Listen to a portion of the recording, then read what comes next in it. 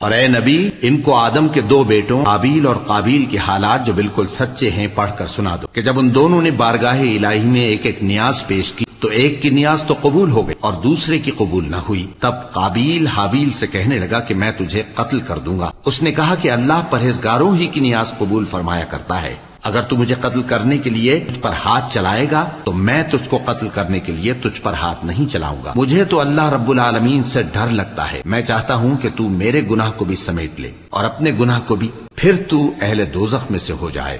ظالموں کی یہی سزا ہے. آخر اس کے یعنی قابیل کے نفس نے اس کو اپنے بھائی کے قتل ہی کی ترغیب دی. اس نے اسے قتل کر دیا، پھر خسارہ پانے والوں میں ہو گیا. اب اللہ نے ایک کوا بھیجا جو زمین کریدنے لگا تاکہ اسے دکھائے کہ اپنے بھائی کی لاش کو کیسے چھپائے. کہنے لگا ہائے کمبختی، مجھ سے اتنا بھی نہ ہو سکا کہ اس کوے جیسا ہی ہوتا کہ اپنے بھائی کی لاش چھپا دیتا. پھر وہ پشیمان ہو گیا.